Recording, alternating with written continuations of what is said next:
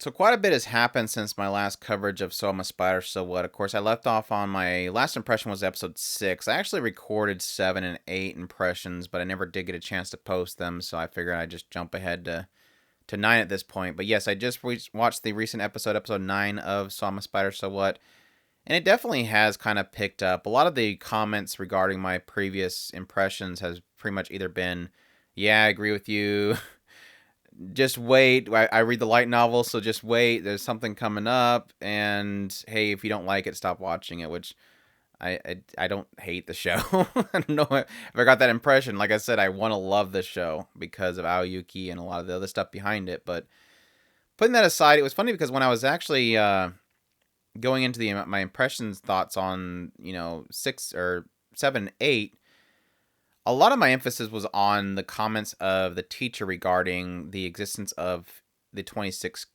classmates. And they kind of point out the idea that they've gotten like 6 of them are the students at that class and the teacher herself. 11 are at some elf village. 4 confirmed dead. And 3 are missing, and she's keeping a secret who they are. And then later on in I think the 8th episode, the teacher pretty much says that Kumiko's dead. And I kind of started going through my theorization of a lot of that stuff, saying, okay, well, the theory that she doesn't want to mention, one's got to be the Demon Lord, one's got to be the one that's giving Hugo his powers back, and the third is probably Kumiko. That is assuming that she wasn't talking about one of the 4 being dead, being Kumiko, but a lot of that kind of got thrown out of the the thought process with episode 9, because they've pretty much revealed that there's a time gap between the two, I guess, viewpoints. Now, granted, that was something that I've been kind of frustrated with over some time, is it never really felt like Kumiko was going through 15 years of work. The idea that, everybody started out, you know, thinking that Kumiko started off hatched, and then the time we've watched her has been 15 years. I never really felt like that. It never felt like she has been there for 15 years. And so I did have a thought process that, I mean, what is the time? What is the feeling of time here? They've obviously already established that the other students actually were born and raised there, because the Yuri, they went into the idea that she was left at a doorstop at a church and they raised her there, and she's very devout.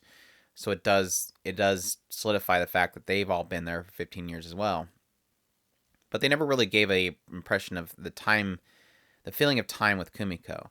And so that's obviously solidified at this point, because they revealed that the scarf that Shun's brother has, that was made by their mother, was made from silk that they acquired when they invaded a dungeon and got an egg, which was ended up being Faye, which again is where Kumiko had a little house, had an egg in there. That was Faye, and when they invaded and took the egg, they took some silks too from Kumiko and made it into that sash. So that, like I said, has basically confirmed a time gap there. What we're seeing on Kumiko's side is 15 years prior to everything that's happening with Shun and everybody else right now. So very, very odd choice there. I guess it's more the idea that they want to show Kumiko being built up, not, okay, well, here's the present time where Shun and everybody else is in school, and oh, by the way, Kumiko's a demon lord.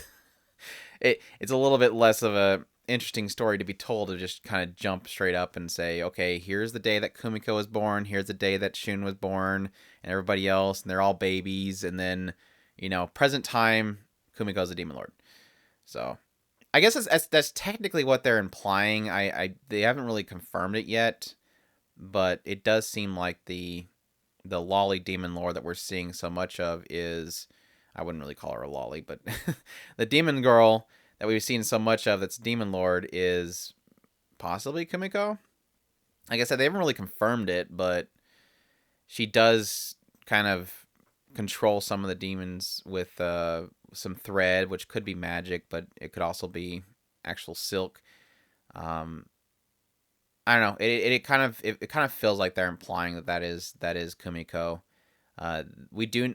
It is assumed that demon lord is one of the isekai, just because she does, when talking about killing the hero, she's saying, I hope that Shun, which not Shun, but Shun's actual name, is not too upset.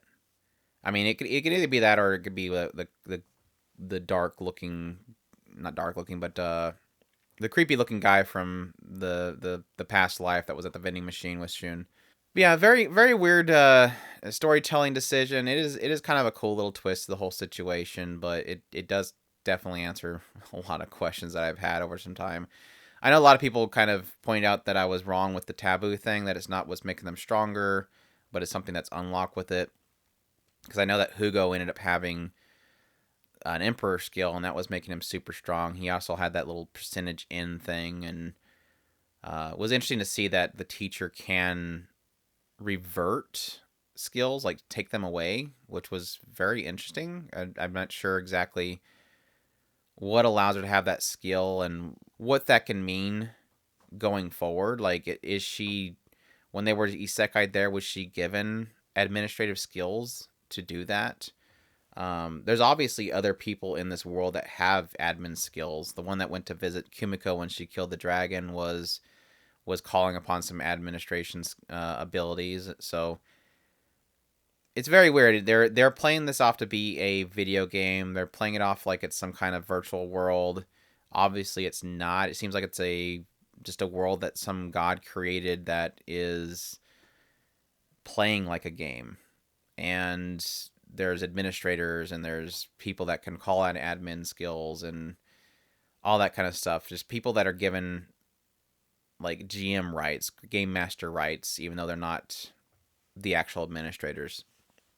Very interesting decision. I mean, coming from an MMO background, playing video games and stuff, it is kind of interesting to give it more of a weight than anything else. But a video game that has weight to it. Plus, they haven't really established what exactly happens when these people die. They, like I said, they've confirmed 4 dead in episode 7. What does that mean?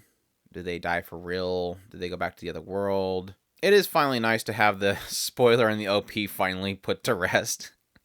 The shot of Shun crying with the sash is finally put to rest as the brother finally dies. Apparently, Shun finally gets the title of hero, which cannot be handed down until the person dies. So that's a thing. I'm convinced that Yuri at this point is the execute lady from the Lost Village, because she's always yelling, "Tell me when somebody has taboo. Tell me when somebody has taboo. I need to kill them." So it's just like the execute lady from Lost Village. It'll be interesting to see where it goes from here. I'm like I said, we could actually have a reunion if this demon lord ends up being Kumiko and they all kind of meet on the battlefield or something like that. Or I know some people have kind of spoilery mentioned that there might not be an interaction until the next season, not this season. It's like there's 24 episodes, so I'm not sure that it's a huge time gap to have there. But yeah, we'll see. We'll see if Hugo comes back and kills a teacher. That's my theory. Or either that, or again, based on the OP, the teacher could end up killing Hugo, and that's why she's leaving. But she gave him a chance. I think the teacher needs to should have killed Hugo. She gave him a chance, but we'll see where that goes from here. But yeah, I think that's pretty much it. I guess it's all my thoughts so far on the Soma Spider. So what? I guess technically that time gap twist, it did kind of help spur my enjoyment of the show. I still don't think it looks that great. I mean, it's a studio that's mostly known for CGI, so I know that they're struggling a lot, but a lot of the 2D animation just feels like a lot of sliding stills and weird proportions, and the combat sequences, I don't even know what the hell's happening half the time. Something dies, and I'm like, I guess that dead. I guess she killed it. I don't know what just happened. Sure, okay, the dragon's dead. But yeah, other than that, it's been okay. I'm still enjoying it, and I still want to enjoy it a lot. So don't worry. I'm not forcing myself to watch the show or anything. But I hope you guys enjoy my impressions on the series so far. And as always, if you like this video, please leave a like, subscribe if you haven't already. Leave a comment. Let me know what you think about the series so far. Please keep spoilers under wrap. I should say that more often, but I think that needs to be said, is people that do read the light novels and this manga, you don't have to spoil it for people, and you don't have to imply things. I know that you're trying to help clarify things. That's fine, but yeah, keep keep it in check. I don't want to spoil things for people. So I hope you guys enjoyed, and y'all take care.